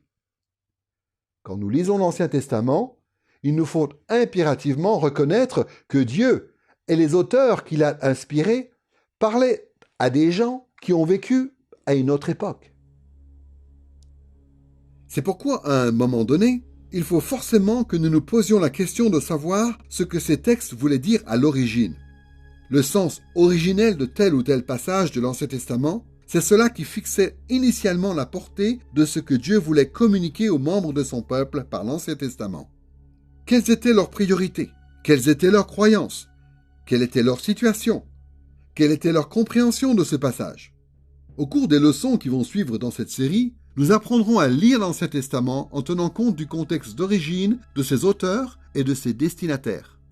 Mais deuxièmement, pour pouvoir appliquer correctement l'Ancien Testament, il faut aussi examiner attentivement toute la période qui nous sépare de l'Ancien Testament afin d'y voir les liens et les évolutions qui ont pu survenir par rapport à la foi biblique. Comme on le verra, le contenu de l'Ancien Testament s'est développé et a augmenté au fil du temps. Ce n'est pas comme si Dieu avait dit quelque chose à son peuple un jour et qu'il n'avait jamais rien dit de plus sur le sujet ensuite. Au contraire, durant cette longue période historique qui sépare notre époque de l'Ancien Testament, Dieu a ajouté à sa révélation. Une partie de cette révélation est venue dans l'Ancien Testament lui-même, et une autre partie est venue dans le Nouveau Testament. Quoi qu'il en soit, pour pouvoir établir des ponts avec notre situation, il faut tenir compte de tout ce que Dieu a dit. Et troisièmement, pour relever le défi de l'application de l'Ancien Testament, il nous faut tenir ferme la conviction que ces textes ont été écrits en vue d'être utiles aux générations futures. Comme le dit l'apôtre Paul, l'Ancien Testament a été écrit pour nous. Ce constat exige de notre part que nous soyons attentifs aux responsabilités que nous avons en tant que croyants dans le monde actuel. Les besoins du peuple de Dieu aujourd'hui sont, à bien des égards, semblables à ceux du peuple de Dieu autrefois, mais parfois ils sont différents ou inédits. Pour pouvoir appliquer efficacement l'Ancien Testament aujourd'hui, il faut que nous nous connaissions bien nous-mêmes et que nous connaissions bien nos contemporains. Nous avons donc pu parler de la difficulté qu'il y avait à appliquer l'Ancien Testament à notre époque. Nous passons maintenant au deuxième point relatif à cette partie sur l'application de l'Ancien Testament. Quels sont les points de contact qui peuvent nous permettre de prendre ces enseignements qui appartiennent au monde de l'Ancien Testament et de les faire traverser le fossé de l'histoire pour qu'ils nous rejoignent dans notre monde actuel? Quels sont les liens qui existent entre ces deux mondes? Pour qu'un livre ait une quelconque pertinence dans la vie d'une personne, il faut nécessairement que cette personne puisse, d'une façon ou d'une autre, s'identifier au contenu du livre. Il faut qu'il y ait des choses en commun entre ce qui est écrit dans le livre et l'expérience personnelle du lecteur pour que le livre soit un minimum applicable. Cela est vrai pour tous les livres, y compris pour l'Ancien Testament. La question qu'il faut donc se poser à ce stade, c'est la suivante. Quels sont les points de contact entre le monde de l'Ancien Testament et notre monde actuel qui font que ces textes sont pertinents et applicables dans notre vie aujourd'hui? On pourrait imaginer plusieurs façons de répertorier les points de contact entre l'Ancien Testament et notre situation actuelle. Mais le plus simple, à mon avis, consiste à relever ces trois choses que nous avons en commun avec ceux qui ont reçu ces textes à l'origine. En l'occurrence, nous avons le même Dieu, nous vivons dans le même monde et nous sommes le même genre de personnes. Prenons ces trois points de contact dans l'ordre. D'abord, en étudiant l'Ancien Testament, n'oublions pas que le Dieu des chrétiens dans le Nouveau Testament est le même Dieu que celui dont il est question dans l'Ancien Testament. Les chrétiens fidèles d'aujourd'hui rendent un culte au Dieu unique, qui est le même Dieu que celui auquel les Israélites fidèles du monde antique rendaient un culte bien avant la naissance de Jésus. Le fait que nous servions le même Dieu constitue un point de contact très important. puisque les Écritures affirment que Dieu est immuable, c'est-à-dire qu'il ne change pas. Il est le même aujourd'hui que dans l'Antiquité. Mais attention, la Bible dit que Dieu est immuable, mais seulement dans un sens précis. L'immuabilité de Dieu, qu'on appelle aussi l'immutabilité, ne signifie pas que Dieu ne fait rien. Il est immuable, mais il n'est pas immobile. La théologie chrétienne traditionnelle affirme en effet qu'il y a 3 façons principales dont Dieu est immuable. Il ne change pas au niveau de son conseil éternel, ni au niveau de ses attributs divins ou de son caractère, ni au niveau de ses promesses. Réfléchissons un peu à ces différentes dimensions de l'immuabilité de Dieu qui font qu'il est le même aujourd'hui qu'à l'époque de l'Ancien Testament. Pour commencer, Dieu est immuable au niveau de son conseil éternel. Ce conseil éternel ne change pas, et la Bible nous dit clairement que tout ce que Dieu a fait et tout ce que Dieu compte faire s'inscrit dans un plan unifié et inaltérable. C'est ce que dit le prophète Ésaïe dans Ésaïe chapitre 46, verset 10. « J'annonce dès le commencement ce qui vient par la suite et longtemps d'avance ce qui n'est pas encore accompli. Je dis, mon projet tiendra bon et j'exécuterai tout ce que je désire. » Au fil de ces leçons, nous allons examiner un peu plus en détail la trajectoire et le but de ce plan éternel. Mais pour l'instant, il suffit de noter que le caractère immuable du plan éternel de Dieu nous montre que son projet dans l'Ancien Testament ne contredit pas son projet dans le Nouveau Testament. Quelles que soient les différences que l'on peut déceler entre les deux, l'Ancien Testament et le Nouveau ne nous présentent pas 2 projets différents, l'un prenant la place de l'autre ou le contradisant. Bien au contraire, l'Ancien Testament et le Nouveau Testament représentent des phases différentes ou des étapes différentes d'un seul plan unifié qui, depuis toujours, fait avancer l'histoire vers un seul but inchangé. Deuxièmement, Dieu est aussi immuable au niveau de ses attributs divins ou de son caractère. Dieu manifeste différents aspects de son caractère à différents moments. Tantôt, il exprime sa miséricorde, tantôt sa colère. Mais son caractère est toujours et a toujours été le même. Sa nature éternelle ne change jamais. Notez la façon dont l'auteur de l'Épître aux Hébreux parle de la nature éternelle de Christ dans Hébreux chapitre 1, versets 10 à 12. « Toi, Seigneur, tu as au commencement fondé la terre, et les cieux sont l'ouvrage de tes mains. Ils périront, mais toi tu demeures. Ils vieilliront tous comme un vêtement, tu les rouleras comme un manteau, et ils seront changés comme un vêtement, mais toi tu restes le même, et tes années ne finiront pas. » Et voici ce qui est écrit dans Jacques chapitre 1, verset 17. « Tout don excellent et tout cadeau parfait viennent d'en haut, du Père des Lumières, chez lequel il n'y a ni changement, ni ombre de variation. » Notre Dieu ne change pas. Au contraire, son caractère reste toujours le même. Malheureusement, de nos jours, un certain nombre de chrétiens doutent de l'immuabilité du caractère de Dieu. Ils s'imaginent que Dieu avait certains attributs au début de la Bible et des attributs différents un peu plus tard.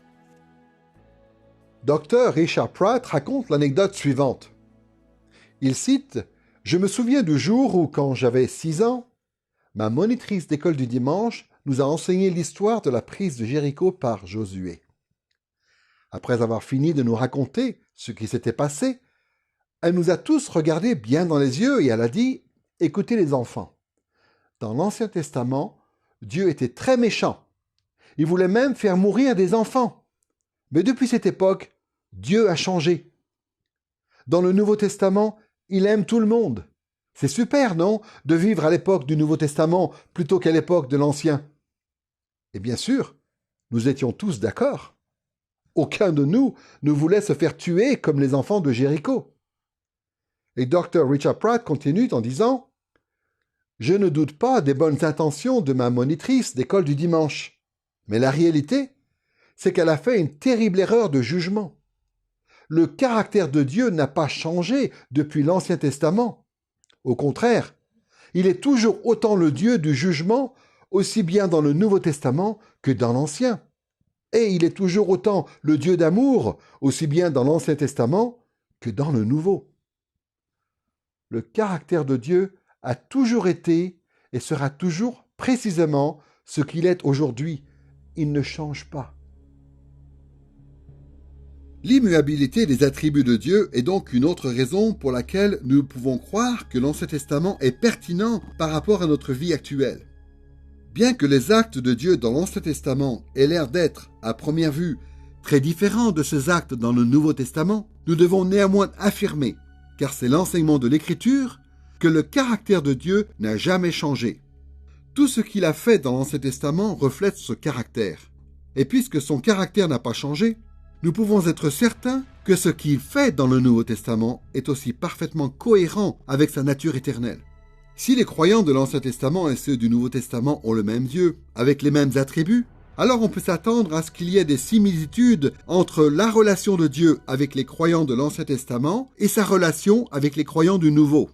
Ce sont ces similitudes qui, notamment, révèlent la pertinence de l'Ancien Testament pour notre vie. Troisièmement, tout au long de la Bible, on voit aussi que Dieu est immuable au niveau de ses promesses. Il ne fait aucun doute que Dieu va accomplir tout ce qu'il a promis d'accomplir pour son peuple dans le cadre de son alliance. Mais ici aussi, il faut faire attention. Souvent dans l'Écriture, Dieu menace les gens ou leur offre des choses et en fin de compte, il ne réalise pas ce qu'il avait annoncé. Mais il ne faut pas confondre ces menaces ou ces offres avec les promesses de l'alliance. Les promesses de l'alliance sont les choses que Dieu a juré de faire. Et les serments de Dieu sont infaillibles. Comme on le voit dans Hébreux chapitre 6, verset 17, Dieu, voulant donner aux héritiers de la promesse une preuve supplémentaire du caractère immuable de sa décision, intervint par un serment. Dieu est immuable au niveau des alliances qu'il conclut. Dans Genèse chapitre 9, verset 16, Dieu promet qu'à chaque fois qu'il verra l'arc dans la nuée, il se souviendra de son alliance perpétuelle avec Noé, et ainsi, il ne détruira plus jamais le monde par un déluge. À 3 reprises, dans Genèse chapitre 17, Dieu promet que son alliance avec Abraham sera une alliance perpétuelle. Et dans 1 Chronique chapitre 16, versets 15 à 18, David se réfère à l'alliance éternelle que Dieu a conclue avec les patriarches, d'après laquelle il donnerait à Israël la terre promise. Dans 2 Samuel, chapitre 23, verset 5, David dit aussi que Dieu a conclu une alliance éternelle avec lui concernant le fait que le trône d'Israël appartiendrait toujours à sa descendance. Et bien que les péchés d'Israël, de Juda et de la maison de David aient conduit à l'exil, Dieu a malgré cela toujours maintenu son alliance. Voici ce que nous lisons dans Ézéchiel chapitre 16, versets 59 et 60. « Car ainsi parle le Seigneur l'Éternel. J'agirai envers toi comme tu as agi, toi qui as méprisé le serment en rompant l'alliance. Mais moi, je me souviendrai de mon alliance avec toi au temps de ta jeunesse, et j'établirai avec toi une alliance éternelle. » Il faut bien reconnaître que parfois, dans le Nouveau Testament, on a l'impression que Dieu a oublié ou mis de côté certaines de ses promesses. Mais la réalité, c'est qu'en comprenant bien l'Écriture et en se rappelant que Dieu ne change pas, on peut voir que toutes les promesses de l'Alliance ont été ou seront un jour accomplies. C'est pourquoi nous avons toutes les raisons de croire que l'Ancien Testament peut être appliqué de manière bénéfique à notre situation en tant que disciples de Christ sous l'ère du Nouveau Testament. Dieu a fait beaucoup de promesses aux croyants de l'Ancien Testament et on peut être certain que dans le Nouveau Testament, toutes ces promesses-là, Dieu va les garder. Nous avons donc pu voir déjà que l'Ancien Testament et le Nouveau Testament sont reliés par le fait que dans les deux, il y a le même Dieu immuable. Nous pouvons passer maintenant à un deuxième point de contact entre la foi de l'Ancien Testament et notre foi aujourd'hui. Il s'agit du fait que nous vivons dans le même monde. Pour le dire simplement, l'Ancien Testament est venu dans le même monde et décrit le même monde que celui dans lequel nous vivons aujourd'hui. La foi des croyants de l'Ancien Testament ne provient pas d'un autre univers. Elle est apparue ici même, sur cette planète, ce qui fait que nous nous inscrivons au moins dans une histoire commune avec la foi de l'Ancien Testament et qu'il y avait aussi un certain nombre de circonstances qui nous sont communes. Cette réalité devrait nous permettre de discerner au moins deux types de liens qui existent entre notre foi, c'est-à-dire celle du Nouveau Testament, et la foi de l'Ancien Testament. D'abord, l'Ancien Testament nous fournit le contexte qui nous permet de mieux comprendre un certain nombre de nos expériences présentes. Et ensuite, l'Ancien Testament nous décrit des situations qui sont souvent parallèles à nos expériences présentes. Pour commencer, réfléchissons à la façon dont l'Ancien Testament fournit le contexte historique de notre expérience de la foi.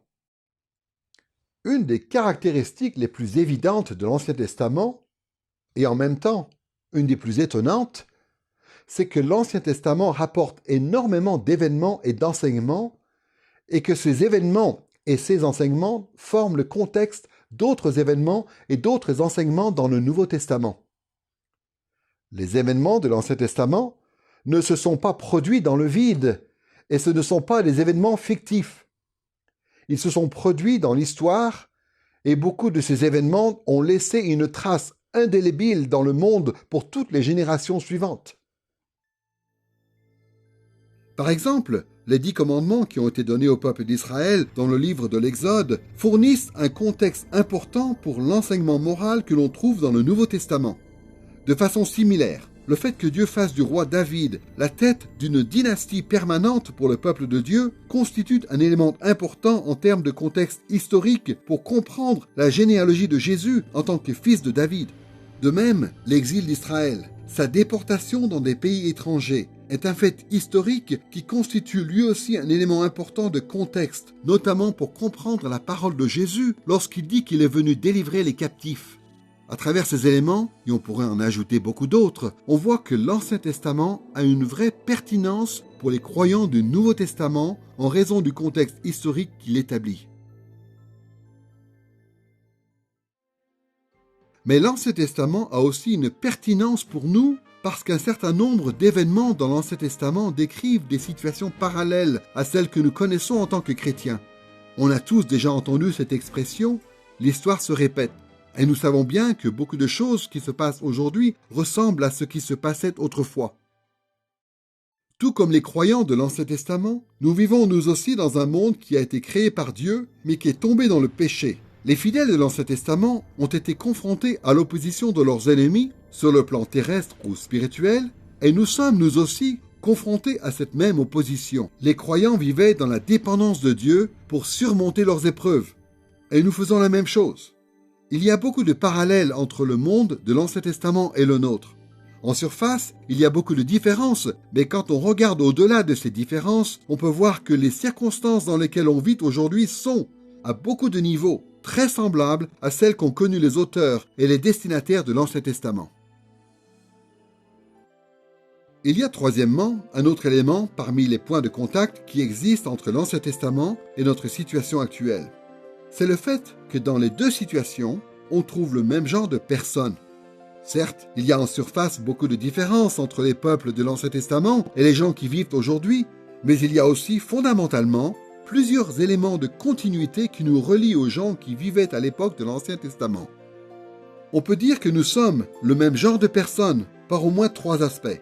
Tous les êtres humains sont l'image de Dieu, tous sont tombés dans le péché, et il existe une distinction entre tous les êtres humains, entre ceux qui sont dans une relation d'alliance avec Dieu et ceux qui ne le sont pas. Pour commencer, tous les êtres humains sont l'image de Dieu, quelle que soit l'époque ou le lieu où ils vivent. C'est une réalité qui est clairement enseignée tout au long de l'Ancien Testament et du Nouveau. Dans Genèse chapitre 1 verset 27, il est dit ceci. Dieu créa l'homme à son image, il le créa à l'image de Dieu, hommes et femmes, il les créa. De plus, dans Genèse chapitre 9 verset 6, on découvre que les êtres humains sont toujours l'image de Dieu, même après que l'humanité a été corrompue par le péché. Voici ce qui est écrit. Celui qui verse le sang de l'homme, par l'homme, son sang sera versé, car Dieu a fait l'homme à son image. Le Nouveau Testament affirme aussi que tous les hommes sont l'image de Dieu. Dans Jacques chapitre 3 verset 9, il est écrit ceci. Par la langue, nous bénissons le Seigneur notre Dieu, et par elle, nous maudissons les hommes faits à l'image de Dieu. Et l'apôtre Paul à son tour dit ceci dans 1 Corinthiens chapitre 11 verset 7. L'homme est l'image et la gloire de Dieu. Il y a beaucoup d'autres choses à dire par rapport au fait que l'homme est l'image de Dieu, et nous en parlerons plus en détail dans une autre leçon. Pour l'heure, il suffit de noter qu'il y a un certain nombre de caractéristiques qui, d'une façon ou d'une autre, sont communes à tous les êtres humains. Autrefois, l'Église faisait remarquer, notamment, que tous les hommes étaient des êtres rationnels, que nous avions aussi des capacités de langage particulières et que nous étions des êtres moraux ou religieux. Dans cette perspective qui est celle de la Bible, on voit bien qu'il ne faut pas exagérer les différences qui semblent exister entre les gens dans l'Ancien Testament et les gens d'aujourd'hui. Au-delà de ces différences superficielles, nous qui vivons aujourd'hui ne sommes en réalité pas si différents de ces gens qui vivaient dans l'Antiquité. Bien que nous ne soyons pas exactement pareils, nous pouvons néanmoins supposer que si la raison, le langage et la morale sont des caractéristiques notables de notre condition humaine aujourd'hui, c'était aussi le cas pour eux. Et donc, nous pouvons nous attendre à ce que l'Ancien Testament s'applique de manière pertinente à notre époque. Les gens qui l'ont écrit et les gens qui l'ont reçu à l'origine sont tout autant l'image de Dieu que nous aujourd'hui. Nous sommes le même genre de personnes que dans l'Ancien Testament. Deuxièmement, parce que tous les êtres humains sont tombés dans le péché. Nous connaissons bien ces paroles de l'apôtre Paul dans Romains chapitre 3 verset 12. Tous se sont égarés. Ensemble, ils sont pervertis. Il n'en a aucun qui fasse le bien, pas même un seul. L'apôtre Paul dit très clairement que tous les hommes ont péché et sont privés de la gloire de Dieu. Et ce n'est pas que le Nouveau Testament qui l'affirme. Le roi Salomon a dit essentiellement la même chose à l'occasion de la dédicace du temple dans 1 Roi chapitre 8 verset 46. Il n'y a point d'homme qui ne pêche. Puisque tout comme les gens dans l'Ancien Testament, nous sommes nous aussi des êtres créés à l'image de Dieu, mais déchus, il ne nous est pas difficile de comprendre la propension des gens dans l'Ancien Testament à se détourner de Dieu et à se tourner vers le péché. Il ne nous est pas difficile de comprendre l'accent que mettent les auteurs de l'Ancien Testament sur le péché et sur ses conséquences. À ce niveau, nous nous identifions sans mal à l'Ancien Testament, car nous savons que nous sommes nous aussi des pécheurs, tout comme l'étaient les premiers destinataires de ces textes. Et l'Ancien Testament met aussi l'accent sur la rédemption des pécheurs, comme le fait le Nouveau Testament. Ce que Dieu a dit aux pécheurs de l'époque de l'Ancien Testament est tout à fait pertinent pour les pécheurs d'aujourd'hui. Troisièmement, depuis la chute de l'humanité dans le péché, il a toujours existé une distinction parmi les êtres humains en fonction de la relation qu'ils ont avec Dieu. Au mont Sinaï, Dieu a parlé de la relation d'alliance qu'il avait avec le peuple d'Israël en des termes particuliers que l'on trouve dans Exode chapitre 19 verset 6. Vous serez pour moi un royaume de sacrificateurs et une nation sainte.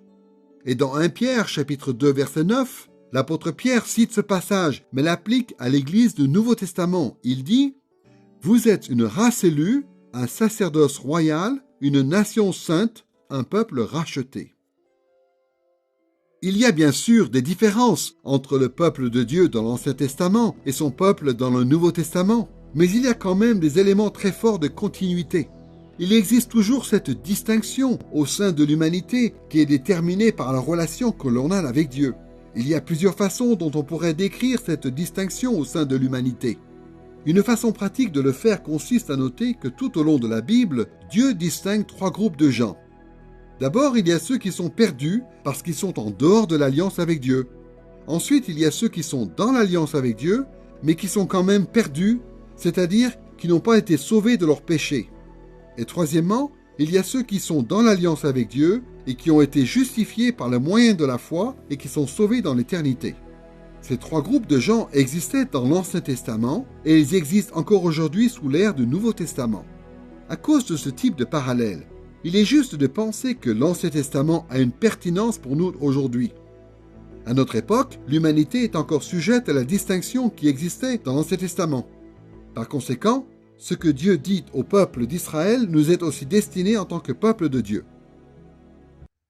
Si l'on veut étudier l'Ancien Testament dans le but de l'appliquer à aujourd'hui, il est donc important de se souvenir qu'il y a au moins ces trois points de contact entre ces textes à l'époque présente. Nous servons le même Dieu, dans le même monde, et nous sommes le même genre de personnes. Nous avons donc vu la façon dont ces différents points de contact nous permettaient de nous identifier à l'Ancien Testament. Un même Dieu, un même monde et le même genre de personnes. Maintenant, nous allons prendre en compte les évolutions qui ont eu lieu entre l'Ancien Testament et le Nouveau. Il y a toutes sortes de façons dont on pourrait aborder cette question, mais nous allons simplement nous en tenir à ce schéma en trois parties que nous venons de suivre pour parler des différents points de contact. Nous allons voir en effet qu'il y a des évolutions concernant l'époque, concernant la culture et concernant les gens. Premièrement, nous savons bien que l'Ancien Testament et le Nouveau Testament nous présentent le même Dieu immuable. Mais nous devons tenir compte du fait que Dieu s'est révélé au fil du temps et que sa révélation a marqué différentes époques. L'histoire biblique raconte la façon dont Dieu s'est révélé progressivement, petit à petit, au fil de l'histoire du salut, une histoire que Dieu faisait avancer inexorablement vers le but qu'il avait décrété. Pour le dire tout simplement, Abraham en savait plus sur Dieu que Noé, Moïse en savait plus qu'Abraham, David en savait plus que Moïse, et Dieu a révélé encore plus de choses aux croyants du Nouveau Testament qu'il n'en avait révélé auparavant. L'auteur de l'Épître aux Hébreux insiste sur ce point dans Hébreux chapitre 1 versets 1 et 2. Après avoir autrefois, à plusieurs reprises et de plusieurs manières, parlé à nos pères par les prophètes, Dieu nous a parlé par le Fils en ces jours qui sont les derniers. De nos jours, malheureusement, il règne beaucoup de confusion autour de la question de savoir comment intégrer les différences d'époque dans l'interprétation de l'Ancien Testament et dans son application à notre vie présente. Beaucoup de chrétiens croient, avec raison, que l'Ancien Testament s'applique à nous, mais ils ne sont pas toujours d'accord sur la façon d'aborder ces textes pour ensuite les appliquer à notre situation. Il existe un grand éventail d'approches différentes, mais nous allons surtout relever 3 grandes tendances. D'un côté, il y a plusieurs positions, plutôt extrêmes, qui mettent en avant une vision fragmentée de la foi biblique. Ces chrétiens mettent beaucoup l'accent sur les différences qui existent entre les différentes époques de l'Écriture. En fait, ils mettent tellement l'accent sur ce qui différencie l'Ancien Testament de notre situation actuelle qu'ils en arrivent parfois à dire que les éléments de l'Ancien Testament qui s'appliquent aux croyants aujourd'hui ne sont que ceux qui sont répétés dans le Nouveau Testament. Tant que le Nouveau Testament ne mentionne pas un certain enseignement ou une certaine pratique de l'Ancien Testament, ces chrétiens supposent que cela ne s'applique pas aujourd'hui. À l'autre bout du spectre, il y a d'autres positions, plutôt extrêmes elles aussi, qui mettent en avant une vision uniformisée ou aplatie de la foi biblique. Ces chrétiens mettent beaucoup l'accent sur ce qui ne change pas d'une époque à l'autre dans l'Écriture.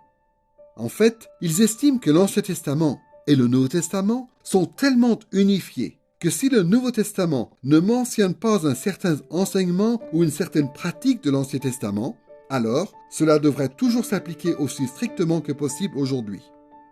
Dans les leçons qui vont suivre, nous allons essayer d'éviter ces 2 extrêmes. Et nous allons aborder la question des différentes époques de la révélation en considérant l'histoire biblique comme étant à la fois unifiée et en évolution. Cette perspective qui est la nôtre cherche à tenir compte à la fois de ce qui n'a pas changé, de ce qui a changé au cours de l'histoire que nous rapporte la Bible. Nous allons présupposer que tout est pertinent dans l'Ancien Testament, mais aussi que tout a évolué. Nous n'allons jamais considérer qu'une partie de l'Ancien Testament est inapplicable aujourd'hui ou sans importance pour notre situation actuelle, mais nous n'allons jamais non plus chercher à appliquer des éléments de l'Ancien Testament sans tenir compte de ce que Dieu a révélé dans le Nouveau Testament. Tout ce que l'Ancien Testament nous apprend doit plutôt être recontextualisé ou réajusté en fonction des différentes époques en passant par le filtre du Nouveau Testament.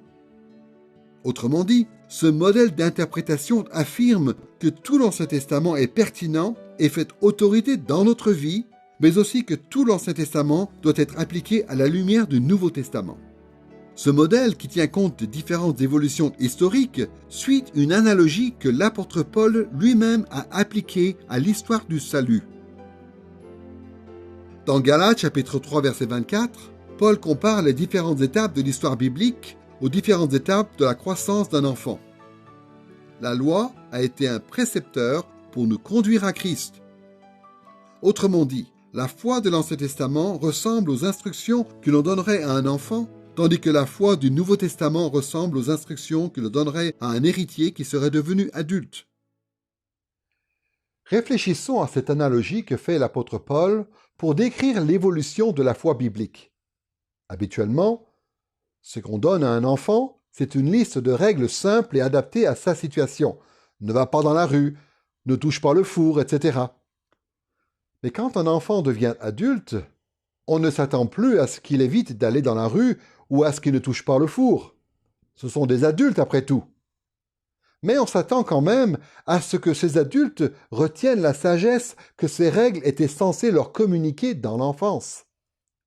On s'attend à ce qu'un adulte comprenne qu'une route ou un four peuvent être dangereux et qu'il faut faire preuve de précaution quand on traverse la rue ou quand on manipule un four.